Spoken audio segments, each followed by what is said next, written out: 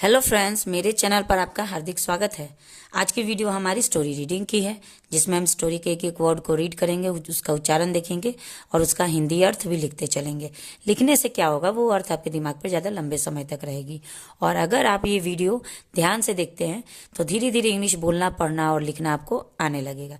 तो चलिए वीडियो को स्टार्ट करते हैं। बीच में अगर ग्रामेटिकली अगर कोई भी स्ट्रक्चर बनेगा तो उसके बारे में भी हम इस वीडियो में बात करते चलेंगे। तो आज का हमारा जो वीडियो है उसका नाम है shake of problems. Shake of का मतलब होता है दूर भगाओ, ठीक है, दूर भगाओ। प्रॉब्लम्स मतलब समस्या है, तो समस्याओं को दूर भगाओ।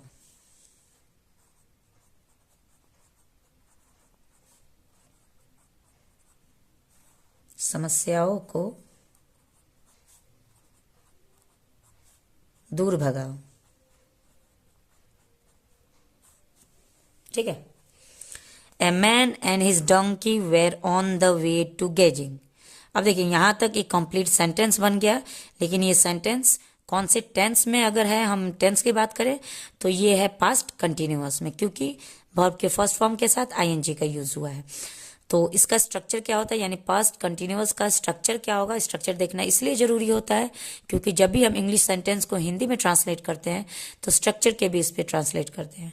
पास्ट कंटिन्यूअस का स्ट्रक्चर क्या होता है, अगर किसी भी सेंटेंस के लास्ट में रहा था, रही थी, रहे थे, आए, तो उसे हम पास्ट कंटिन्यूअस की पहचान करते हैं। तो यहाँ पे सबसे पहले ए मैन, एक आदमी,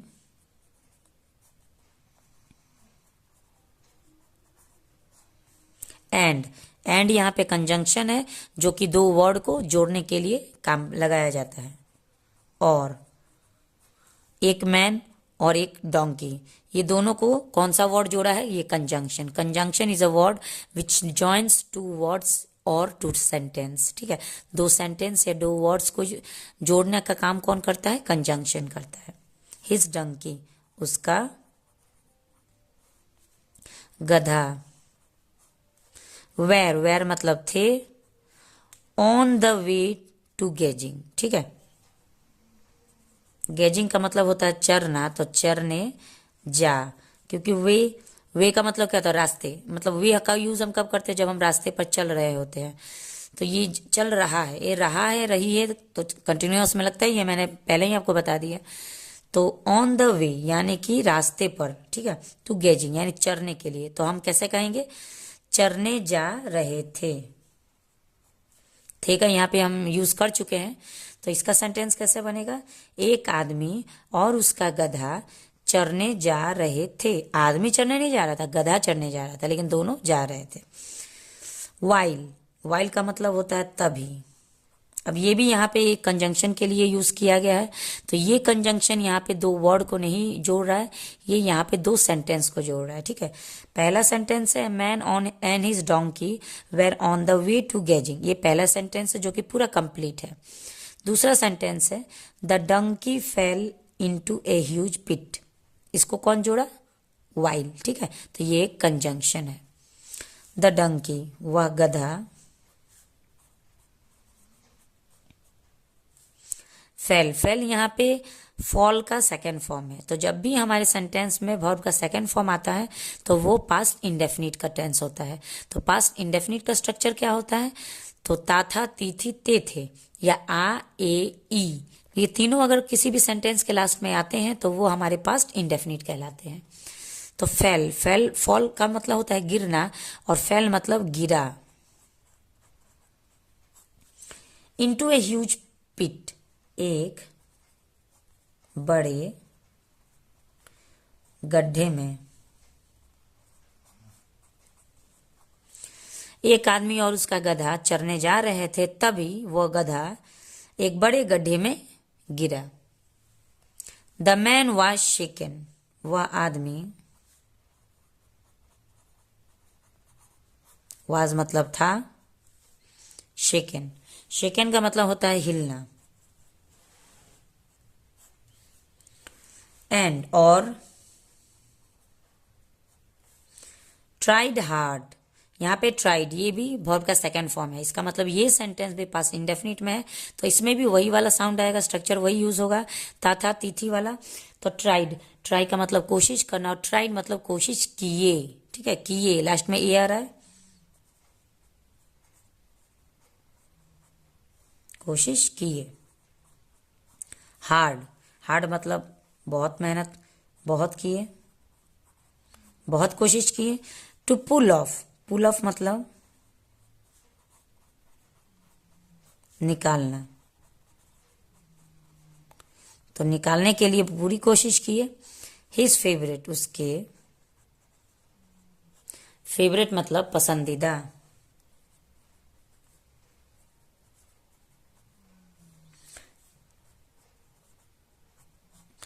पसंदीदा गधा को बाहर निकालने के लिए वो पूरी कोशिश की है। टू द ग्राउंड यानी जमीन, जमीन पर, जमीन पर निकालने के लिए वो आदमी अपने पसंदीदा गधा को निकालने के लिए बहुत ही कोशिश किया है, मतलब पूरा जी तोड़ के कोशिश किया। डिस्प्राइट हिज स्ट्रेनियस अटेम्प्ट्स, डिस्प्राइट मतलब के बावजूद, के बावजूद, हिज मतलब उसके, स्ट्रेनियस अटेम्प्ट का मतलब होता है, अटेम्प्ट का मतलब होता है कोशिश करना है, या बार बार जब हम कोई काम करते हैं उसको हम अटेम्प्ट कहते हैं। स्ट्रेनियस मतलब ताकतवर, तो यहाँ पे हम ताकतवर नहीं कहेंगे, हम कहेंगे लाखों कोशिशों के बाद, ठीक है, लाखों,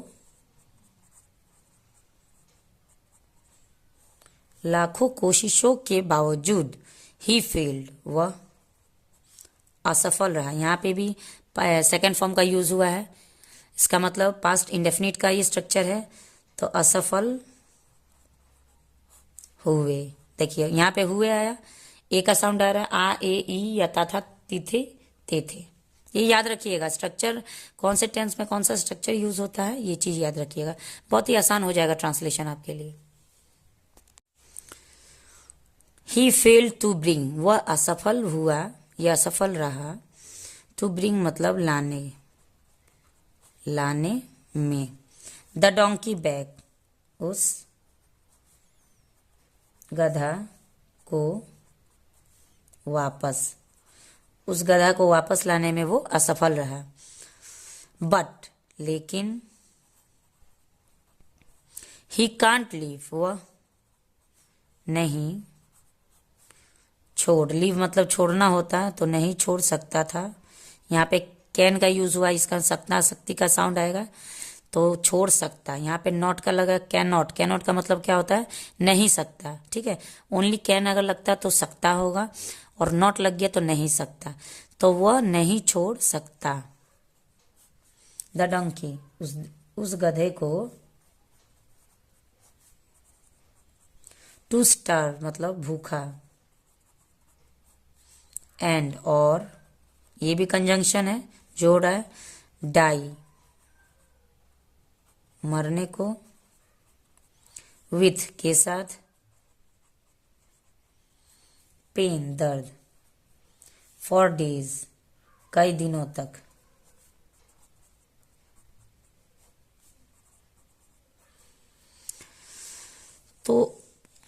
तो एक आदमी था जो जंगल में जा रहा था चरने के लिए, तभी वो गधा एक बड़े से गड्ढे में गिर गया।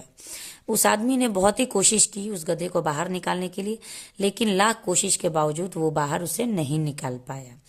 लेकिन अब वो क्योंकि उसका पसंदीदा घोड़ा था, तो उसे भूखा और मरने के लिए नहीं छोड़ सकता था, कि छोड़ दे तो उसी में कई दिनों तक भूखे रहेगा, कई दिनों तक मरते रहेगा दर्द में। तो सो ही डिसाइडेड, इसलिए वह, डिसाइडेड मतलब तय किया। यहाँ पे भी डिसाइड का सेकंड फॉर्म है, ये डिसाइडेड, तय किया। डिसाइड मतलब तय करना, डिसाइडेड मतलब तय किया, इसलिए वो तय किया। तू बड़ी, बड़ी मतलब दफनाना होता है, तो उसने दफनाने के लिए तय किया। हिम उसे, अलाइव जिंदा, एंड और, make his death smoother, make मतलब बनाना, हिज उसके, डेथ मतलब मौत, स्मूथर आराम, आरामदायक, ठीक है। तो इसलिए उसने तय किया कि उसे जिंदा ही दफना देंगे ताकि उसकी जो मौत है वो आराम से हो सके। यानी अभी दफना देंगे तो कुछ दिनों में दफन हो जाएगा, मर जाएगा, लेकिन अगर छोड़ देंगे तो भूखा रहेगा कई दिनों तक, कई दिनों तक घुट घुट के मरेगा।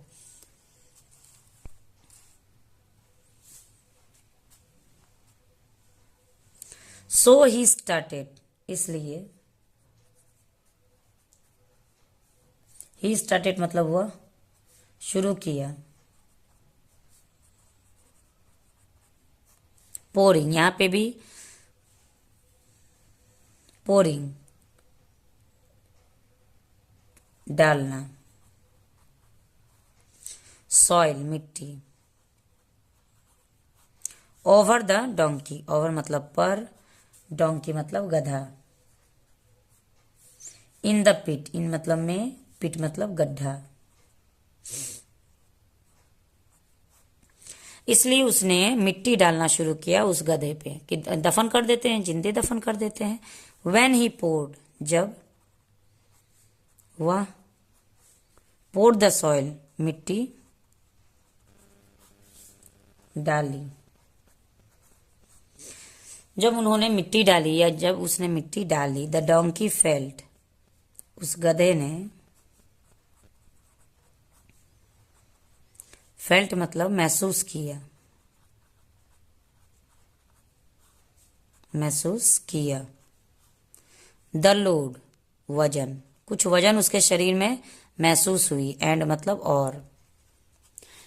अब जब वो गड्ढे में गिरा हुआ था, ऊपर से मिट्टी डाली जा रही तो उसके शरीर पे मिट्टी आ रही थी, तो उसे कुछ लोड महसूस हुआ कि मेरे शरीर पे कुछ लोड आ रहा है। Shakes it of,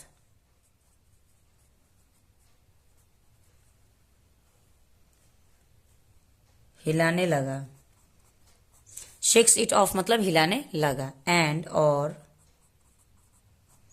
he steps on it, वह, स्टेप्स मतलब खड़ा हो गया,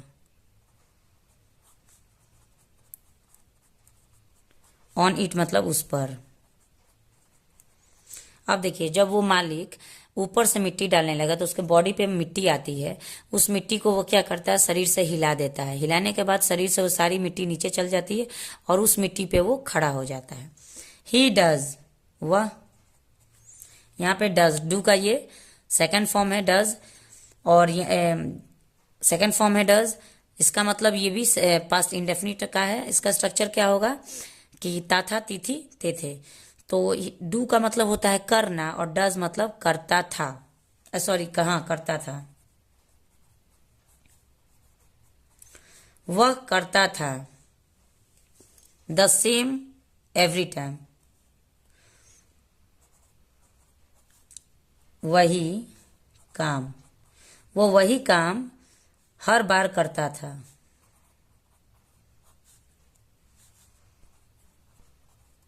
हर बार करता था। व्हेन जब, द सॉइल वह मिट्टी, वाज मतलब था, पोर्ड मतलब डाला जा गया।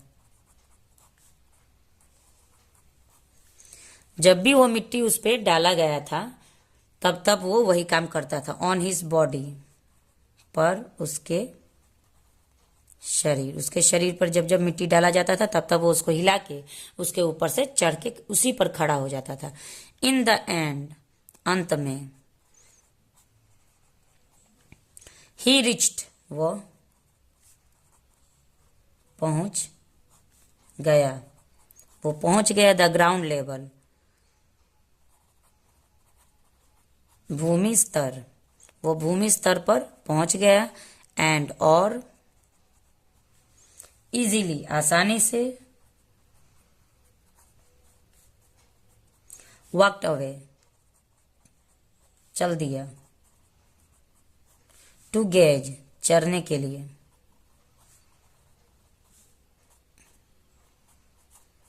वो आसानी से चढ़ने के लिए चल दिया। इन द, इन मतलब में, ग्रीन मतलब हरी, पेस्चर्स मतलब चरी, जो हरी हरी घास होती है ना, जो हरी हरी घास होती है ना, उसी को हम चरी कहते हैं, ठीक है। तो वही हरी हरी चरी उसे दिख गई जब वो ग्राउंड लेवल में आ गया।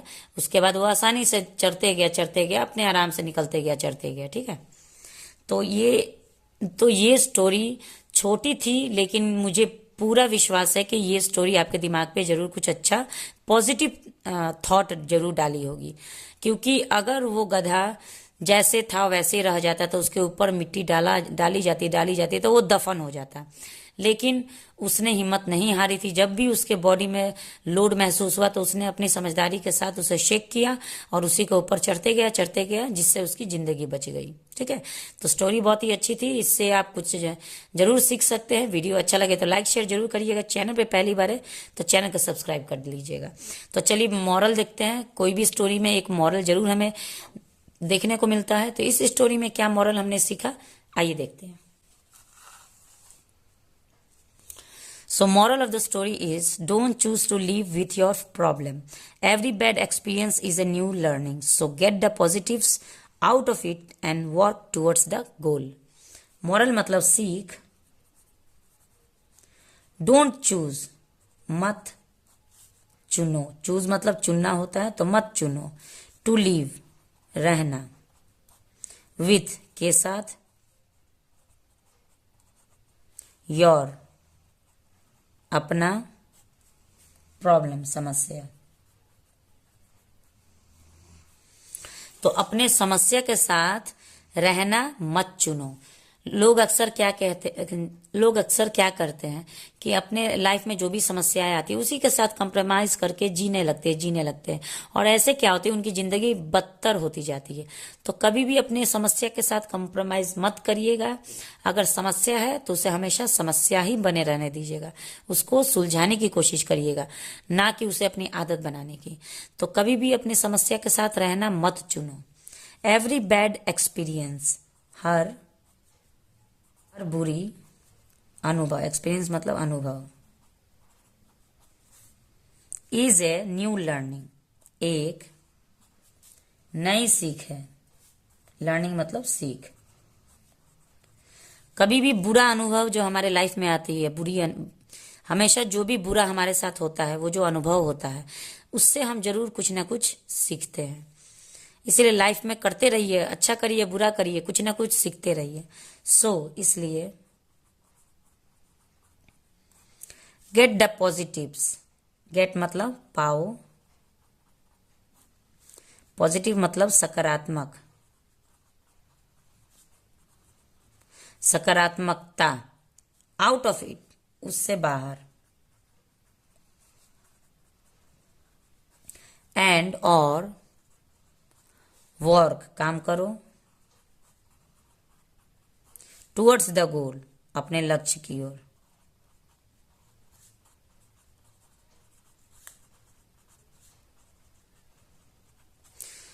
तो कभी भी अपने लक्ष्य की ओर बढ़ने के लिए जो नकारात्मक बातें हमारे लाइफ में होती है उसे पीछे छोड़ दो और सामने लाओ सकारात्मक बातें। कोई भी बुरा अनुभव जो भी हमारे साथ होता है उसमें जरूर कुछ ना कुछ अच्छी बातें और कुछ ना कुछ बुरी बातें होती है।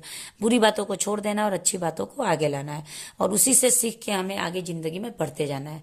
लाइफ जो है वो बहुत ही उतार चढ़ाव से बना हुआ है, इतना आसान जिंदगी नहीं होती है। और एक कहावत कही गई है कि जिंदगी है साहब, अगर जिंदगी है तो तकलीफ तो होगी ना, नहीं तो मरने के बाद तो लाश को भी जलने का एहसास नहीं होता है, ठीक है। अगर आप मर जाते हैं, आपके पास जिंदगी नहीं बची होती है, तो आप जल जाते हैं, आपको कुछ एहसास नहीं होता है। तो जब तक जिंदगी है तब तक तकलीफ तो होगी।